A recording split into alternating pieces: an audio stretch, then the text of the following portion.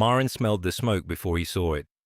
He had been walking the south road back from Feldspar with a sack of seed grain over one shoulder and the familiar ache in his left knee that meant rain was coming, probably by nightfall, probably heavy enough to flood the lower field again. He was thinking about drainage ditches. He was thinking about whether the last of the winter barley would hold, or whether he'd be eating turnip soup until midsummer. He was thinking about all the small, grinding things that filled the space where other thoughts might have gone if he'd been a different kind of man. Then the wind shifted and brought the smell of burning canvas and something worse underneath it. The wagon was stopped at an angle where the road bent around the old stone marker, one wheel in the ditch and the other cracked halfway through its spoke. The canvas cover was already half consumed, flames eating upward in bright orange curls that looked almost cheerful against the grey afternoon sky. Two men stood at a distance arguing with the particular venom of people trying to decide whose fault something was, while the evidence destroyed itself. Maren slowed, set the grain down at the road's edge, watched. The taller man was a merchant type, soft hands and a leather vest with brass buttons that caught the firelight. The shorter one had the look of hired muscle running to fat, a cudgel on his belt and a keyring at his hip. Neither of them was doing anything about the fire. Then he heard the sound. It was not a scream. It was quieter than that, more controlled, and somehow worse for the control. A low rhythmic hammering, metal against metal, coming from inside the burning wagon. Maren looked at the two men. The merchant was pulling ledgers from a saddlebag on the draft horse he'd already unhitched. The hired man was watching the fire with the dull expression of someone calculating whether his employment would survive the afternoon. Neither of them moved toward the sound. "There's someone in there," Maren said. The merchant glanced at him the way men with brass buttons glance at men with mud on their boots. "Cargo," he said. "Insured." The hammering continued, steady, patient, the sound of someone who understood that panic was a luxury they could not afford. Maren was not a hero. He had never wanted to be one. Heroes did things for reasons, for glory or principle, or the songs that got sung afterward. Maren did not do what he did next for any reason he could have named. He simply could not stand in the road and listen to that sound and do nothing. He moved toward the wagon. The hired man stepped forward, one hand on his cudgel. "That's property, farmer. It's a person. It's an orc." Maren looked at him. The fire was getting worse, heat pressing against his face like a flat hand. Inside the wagon, the hammering had stopped. He could hear coughing now, deep and ragged. "How much?" Maren said. The merchant turned, reassessed. Maren watched the calculation happen behind the man's eyes, the quick arithmetic of a loss being converted into a sale. 40 silver marks. It was robbery. It was nearly everything Maren had left from the season's market earnings. Money earmarked for a new plough blade and seed for the east field. Money he could not afford to spend. The coughing from inside the wagon was getting weaker. Maren pulled the purse from inside his coat, counted out the coins, held them out. The merchant took them, nodded to the hired man, who unclipped the key ring from his belt and tossed it into the dirt at Maren's feet. Maren picked up the keys and climbed into the burning wagon. The smoke was blinding. He found the chain by touch, followed it to the shackle pin, tried 3 keys with fingers that were already blistering before the 4th one turned. Something grabbed his wrist in the dark with a grip stronger than anything he'd expected, and for one breath he thought he had made the last mistake of his life. Then the grip shifted, pulled him sideways, and they were both falling out of the wagon into the cold mud of the ditch as the canvas roof collapsed behind them in a pillar of sparks. Maren lay on his back in the mud, gasping. Beside him, the orc girl was already sitting up, ash in her dark hair, iron still circling one wrist, watching him with yellow eyes that held no gratitude at all. Just assessment, careful and complete. The rain began to fall. She woke to the smell of something she could not immediately name, and the not knowing frightened her more than pain would have. Pain she understood. Pain had been the grammar of the last 3 months, the language spoken fluently by every hand that touched her. But this smell was warm and faintly sweet and carried no threat in it, and that confused her body so deeply that she jerked upright and nearly fell off the narrow cot before her eyes adjusted to the dark. A cabin, low-ceilinged, one room mostly. A hearth with banked coals glowing the color of old copper. A table with one chair, shelves along the far wall holding jars she could not read the labels of, though her fingers already itched to inventory them. The smell was porridge. Oat porridge with honey stirred through it, sitting in a clay bowl on the floor beside the cot, already cool enough that a skin had formed across the top. He had left food for her and then left the room. She found him outside when she finally trusted her legs enough to stand. He was sitting on the porch step with his back to the door, whittling something that might have been a handle for a tool, or might have been nothing at all. Just a man keeping his hands busy so they would not shake. He did not turn when the door opened. "There's a well 30 paces east," he said. "Privy is past the chicken coop. I'll put a clean shirt on the chair if you want it. It'll be too big, but it's not torn." She said nothing. She studied the back of his neck where the sun had turned the skin to leather and the hair curled damp against his collar. She catalogued the exits. The tree line was close, maybe 200 strides, but the land between was open and her legs were not yet trustworthy, and she did not know which direction the grey wood lay from here. "I'm not going to lock the door," he said, still not turning. "There's no lock on it anyway. Hasn't been one since I was a boy." "Why?" It was the first word she had spoken to him. She had screamed plenty in the burning wagon, and she had cursed in Vareshi when he dragged her out. But this was the first word she had chosen to give him, and she made it a hard one. Not a thank you. Not a question about where she was. Just the blunt demand beneath every other question she could have asked. "Why did you stop? Why did you pay? Why am I here?" He turned the wood in his hands, shaved off a long curl that fell between his boots. Seemed like the thing to do. She waited for the rest of it. The condition, the expectation. The quiet arithmetic that men always performed when they spent coin on a body. The calculation of what that body now owed. She had heard it twice before in the markets, the soft, reasonable voice explaining what would be required. But he just kept whittling. "I will not stay long," she said. "All right. I do not owe you anything. All right. I will work while I am here. I am not charity." He paused at that, looked over his shoulder for the first time, and she saw his face properly in daylight. Younger than she had guessed in the smoke and the screaming. Older than he should have been around the eyes. A face that had been told no by the world so many times it had stopped asking questions. "There's work enough," he said. "More than enough for one man, if I'm honest about it. Then I will work, and when I'm ready to travel, I will go." "Fair." He went back to his whittling. She stood in the doorway with the too big shirt draped over her arm, and the infection in her wrist pulsing its slow, hot rhythm, and the porridge sitting in her stomach like the first kind thing she had swallowed in 90 days. Temporary, she told herself.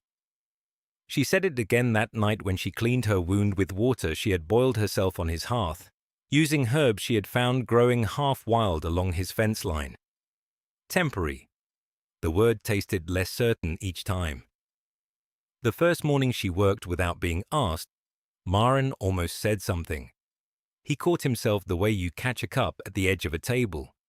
Just barely, and with the full awareness of what the spill would have cost. She was in the garden.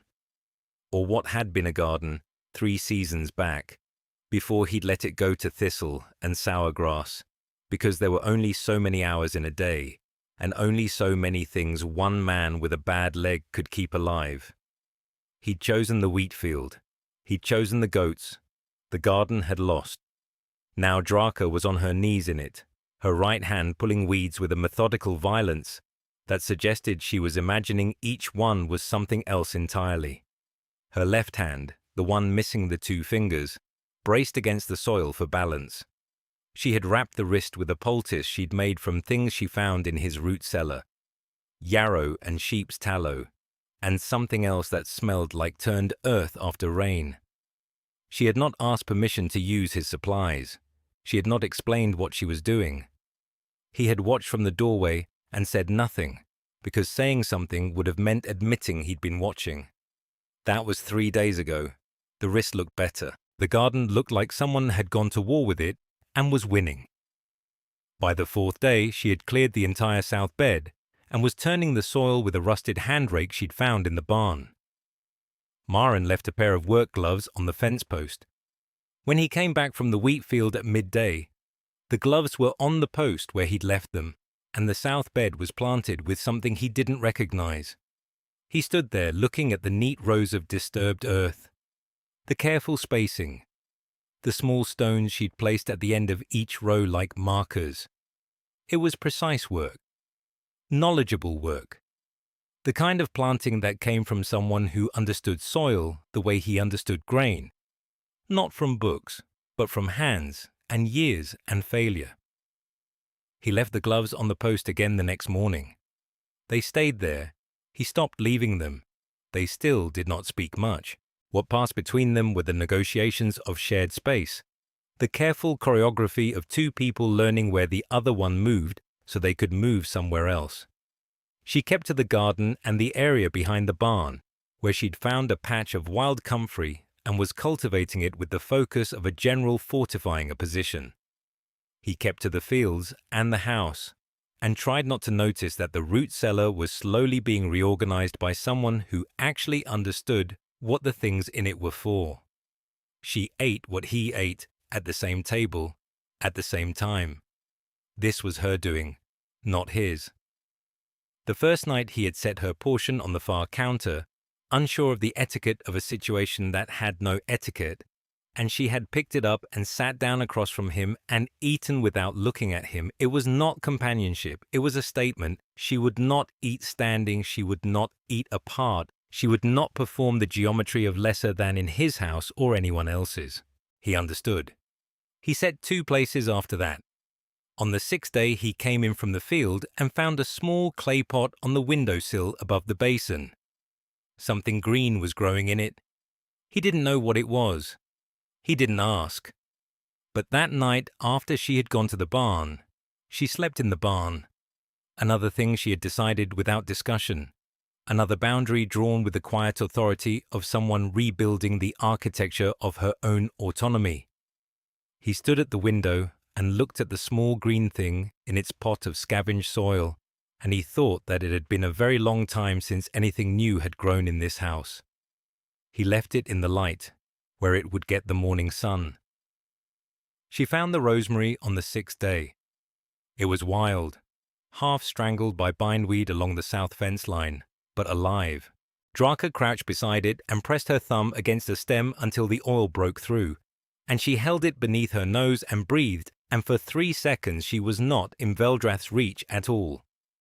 She was in the drying house behind her mother's lodge, bundles hanging from every rafter, the air so thick with scent you could taste it on your teeth. 3 seconds. Then the wind shifted and brought the smell of pig shit from the east pen, and she was back. She began clearing the bindweed with her right hand. Her left she kept close to her body, the missing fingers a dull ache that sharpened whenever the air went damp. The remaining 3 had learned to compensate. They were learning still. Every day she found new ways they failed her, and new ways they did not. Maren watched from the barn door. She knew he was there. She always knew. He did not ask what she was doing. He had stopped asking on the 4th day, when she had pulled a handful of chickweed from behind the water trough and chewed it into a poultice for the sore on the draft horse's fetlock, without being asked and without explaining. The horse had stopped favoring the leg by evening. Maren had looked at the animal, then at her, then said nothing and gone inside. That was the closest thing to approval she had received. She did not need it, but she had catalogued it anyway. The way she catalogued everything. Data, pattern. The slow, careful alphabet of a man who did not know how to say things directly. The rosemary went into a clay pot she had found cracked in the midden heap and repaired with river mud. She set it on the south-facing windowsill of the barn, where the light held longest. Then she went looking for what else the land remembered. Yarrow by the creek, plantain in the goat track where the soil stayed moist, a single stubborn clump of comfrey near the old stump that must have been someone's garden once, years ago, before the land forgot it had been tended. Someone had planted these things, someone who knew what they were for. She was on her knees beside the comfrey when Marin's shadow crossed her. He stood for a long moment. She did not look up. "My mother," he said. Draker's hands went still. She kept a garden. Herbs, remedies, the old kind, before the apothecary in town started selling tinctures in glass bottles, and everyone decided that was better. A pause, the weight of him shifting off his bad leg. "I let it go. After." She waited. He did not say after what. He did not need to. "I don't remember what half of it was," he said. "What it was for." Draker pulled a comfrey leaf and held it up without turning. "Bones," she said. "Sprains. Swelling." She turned the leaf so the light caught the fine hairs along its surface. "Your horse could use a standing wrap of this twice weekly. The left foreleg is not as sound as you think." Silence. She heard him exhale through his nose. Almost a laugh, but not quite. Not yet. "You're saying my horse is lame, and I didn't notice. I am saying your horse is compensating. There is a difference." She set the leaf down and looked at him for the first time. Things can carry damage for a long time before they show it. That does not mean the damage is not there. Something moved behind his eyes. She saw him hear what she had actually said. She saw him decide not to answer it. "Do what you want with the garden," he said. "If you need tools, they're in the barn. Top shelf." He walked away. She watched him go, the hitch in his stride that he thought he hid, and she turned back to the comfrey and pressed her 6 remaining fingers into the earth and began to dig. The rain came on the 5th week and did not stop for 3 days. Marin watched it from the doorway of the barn, arms crossed, listening to the steady percussion on the roof slats he had patched last autumn. The wheat would hold. The drainage channels Draka had recut along the south field would carry the worst of it away from the roots. He had not asked her to do that. He had woken one morning to find her already knee-deep in mud, working with the broken-handled spade, as though the earth had personally offended her. She had not explained. He had not asked. That was the architecture of their days now. Work performed in parallel silence, tasks divided by some unspoken negotiation neither of them acknowledged. She took the morning water. He split the evening wood. She weeded. He ploughed. They ate together at the table he had built for 2 people a long time ago, back when he had believed 2 people might sit at it, and the only sounds were the scrape of spoons and the settling of the house around them. It should have been uncomfortable. For the first week it had been. Now it was something else. Something Marin did not have a word for and did not go looking for one. On the second night of rain he could not sleep. His leg ached in the cold, the old brake singing its low, familiar song, and he sat by the fire with a cup of chicory root that tasted like dirt and regret. He heard her moving in the loft, the creak of the boards, then stillness, then the creak again. She was not sleeping either. He almost said something, almost called up to ask if she needed another blanket. But the offering felt too large somehow, too deliberate, and he swallowed it back with the chicory and stared at the coals instead. She came down the ladder an hour later. He did not look up. She sat on the floor near the hearth, not close to him, not far, and pulled her knees to her chest. The firelight caught the ridged scars on her wrists where the shackles had bitten deepest. The missing fingers on her left hand cast strange shadows. They sat like that for a long time. "My mother used to say, 'Fire remembers everything you feed it,'" Draker said. Her voice was low and rough from disuse. She had not spoken in 2 days. Every piece of wood, every bone, It holds the shape of what it consumed. Maren turned his cup slowly in his hands. What does that mean? I don't know. I was 6. I thought it meant the fire was alive. A pause. I still think that sometimes. He looked at her then. She was watching the flames with an expression he had never seen on her face before. Not anger, not calculation. Something younger. Something that had survived the markets and the chains and the burning wagon by hiding so deep inside her that even she had forgotten where she put it. He looked away before she could catch him seeing it. My father said fire was just a tool, he offered. Same as a plow, same as a hammer.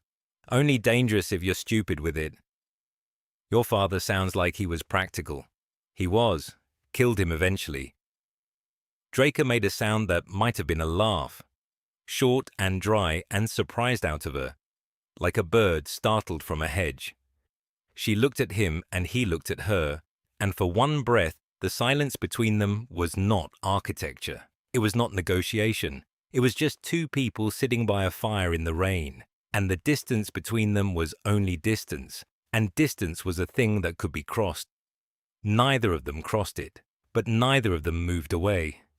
Maren finished his chicory. Draka watched the coals until her eyes grew heavy. He put another log on the fire before he went to bed, and did not say it was for her. She did not say thank you. In the morning, the rain had stopped and the fields were waiting, and they went back to their work in the grey dawn light, side by side, not speaking, and the silence between them had changed its name to something warmer that neither of them would say aloud for a long time yet. The riders came on a Tuesday, which Maren would later think was the cruelest part. Tuesdays were quiet days. Tuesdays were for mending fences and oiling hinges and doing the small, invisible work that kept a farm from sliding into ruin. Tuesdays were not for 3 men on horseback arriving in a column of dust, with ledgers tucked under their arms like weapons. He saw them from the barn, where he was resetting a warped door plank. Draka was in the garden, her garden now, though neither of them had named it that aloud, and he watched her go still the way a deer goes still, not frightened, calculating. Her hand moved to the pruning knife at her belt and stayed there. Inside, he said. She looked at him. Please, she went. Not because he asked, because she had catalogued the lead rider's coat, the grey wool with brass buttons that marked a tax assessor from Veldrath's central authority, and understood that whatever was about to happen would go worse with her standing in the open. Maren wiped his hands on his trousers and walked to meet them. His leg ached.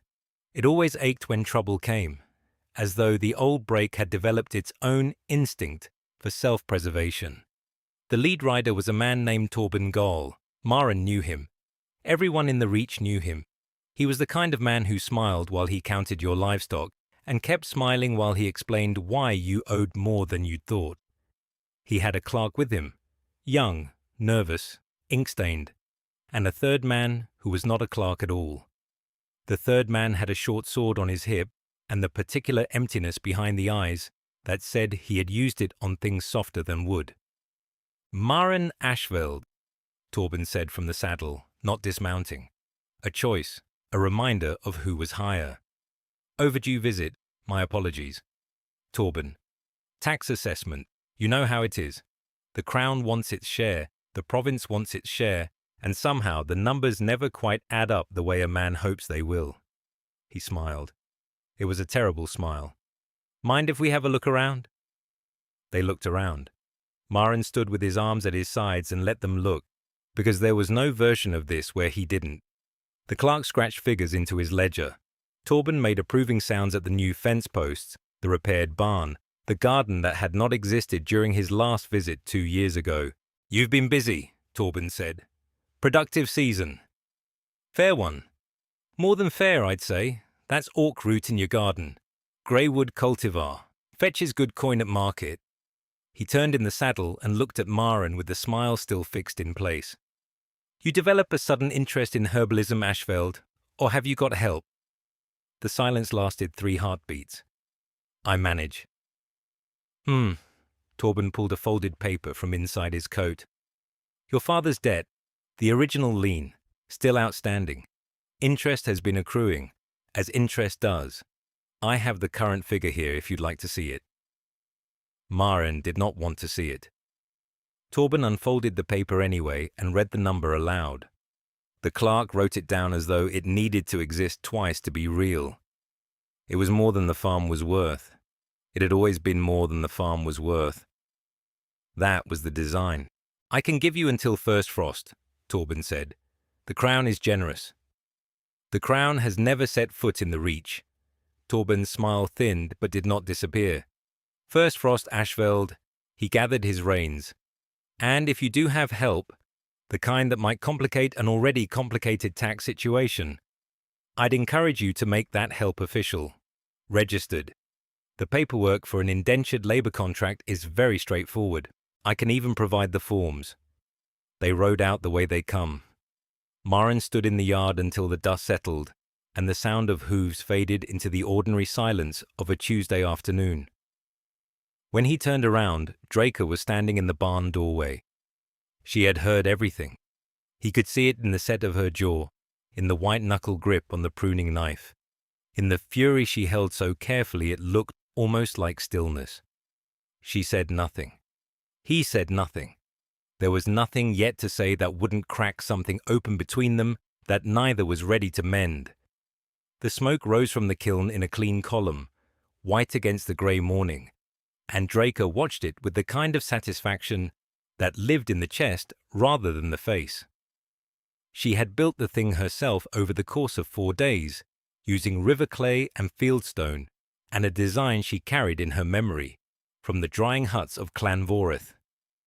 Maren had watched her work without offering help, which he understood now was its own form of respect. He had asked one question on the second day, whether she needed the larger stones hauled from the creek bed, and when she said yes, he hauled them without another word, his bad leg stiffening on the uneven ground, but his grip never faltering. The kiln was for drying herbs in volume. Yarrow, comfrey, the wild sage that grew thick along the eastern fence line. She had been hanging bundles from the rafters of the barn for weeks, but the autumn damp crept into everything, and twice now she had lost batches to mold that turned the leaves black and useless overnight. The kiln solved the problem the way her grandmother had solved it, with heat controlled and patient. Smoke filtered through a clay screen that let the moisture escape without cooking the oils out of the leaves. She was kneeling beside it, feeding the firebox with small sticks of seasoned oak, when the sound of hooves reached her from the road. 3 riders. She knew before she stood. The rhythm was wrong for travellers. Too deliberate, too evenly spaced. Men who rode together by habit. Men who expected the road to make room. Maren was already on the porch. She did not know how he had heard them before she did, but he was there, one hand resting on the doorframe, his body arranged in that careful way he had when he was calculating weight and distance and the cost of what came next. The men from the township office. She recognized the lead rider's coat, the same oiled leather he had worn the day he came to assess Maren's tax burden 6 weeks ago. Hask. The name sat in her memory like a stone in a boot. He had looked at her that day the way men looked at livestock, whose provenance they doubted. They did not dismount. That was the first insult, and it was deliberate. Ashveld. Hask's voice carried the false warmth of a man who enjoyed the power of small cruelties. Saw your smoke from the ridge. Building something new, are we? Herb kiln, Maren said. Nothing more. Herb kiln. Hask repeated it slowly, tasting the words. His eyes moved to Draka, then to the kiln, then back to Maren. Productive arrangement you've got here. Very productive. The assessor will want to know about permanent structures. New improvements mean new valuations. It's clay and river rock. Took me 4 days. Draker noted the pronoun. She said nothing. Still a structure, still an improvement. You know how it works, Maren. The Reach doesn't run on goodwill. Hask shifted in his saddle. There's also the matter of the registration. Your worker. The paperwork from the market was provisional. 3-month provisional terms expired last week. The silence that followed had texture. Draker felt it against her skin like the heat from the kiln's firebox, building slowly, pressing outward. "I'll come to the township office," Maren said. "Sort the paperwork. See that you do. Sinric doesn't like loose ends." Hask gathered his reins. "Nice kiln, though. Orcish design, isn't it?" They rode out the way they had come. Deliberate, unhurried, making the road wait. Draka fed another stick into the firebox. The flame caught clean and bright. She adjusted the clay screen, checked the airflow, and did not look at Maren until the hoofbeats faded entirely. When she did look, he was watching the road with an expression she had learned to read over these slow and accumulating weeks. Not anger, not fear, arithmetic. The quiet, relentless math of a man measuring what he had against what they would try to take. "The yarrow will be ready by evening," she said. He nodded, came down off the porch, picked up the axe by the woodpile, and began splitting oak for the firebox without being asked. The morning she told him she was leaving, the sky was the color of a bruise that had almost finished healing. Maren stood at the well with the bucket half raised, rope biting into his palms, and he did not drop it. He did not flinch. He finished drawing the water, set the bucket on the stone lip, and said the only word his throat would give him. "When?" Draker was sitting on the porch step with her knees drawn up, the way she always sat when she was working through something that cost her. The morning light caught the 2 missing fingers on her left hand, the scars there long since faded from angry red to the pale green of old bark. 3 days, she said. The pass will be clear enough. I spoke with the trader who came through yesterday. He confirmed the snow line has pulled back past the Greywood's eastern ridge. Maren nodded. He picked up the bucket. He carried it inside. He fed the chickens. He checked the fence line where the post had started leaning after the last rain. He retied the leather hinge on the barn door that she had told him twice needed replacing with proper iron, and he had twice said he would get to it, and now he supposed it did not matter whether he got to it or not. He did all of this without thinking, because his hands had always known what to do, even when the rest of him had stopped working. She found him in the barn at midday, sharpening a blade he had already sharpened that morning. "You are not going to say anything," she said. It was not a question. "I am not going to ask you to stay." "That is not what I said." The whetstone paused against the steel. He looked at her.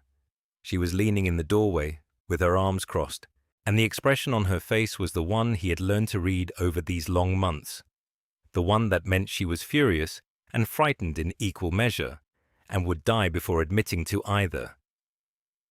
"Your clan is waiting for you," he said carefully. "You told me that the first night. Temporary arrangement. I've never forgotten that." "No, you would not have." She crossed the barn in 4 strides and took the blade out of his hand and set it on the workbench with a deliberateness that made his chest ache. "You would have sat here and sharpened every tool you own down to nothing, and let me walk away, and never once told me that you—" She stopped. The barn was very quiet. Dust moved through a column of light between them. "That I what?" he said. Draker's jaw tightened. She looked at the blade on the workbench.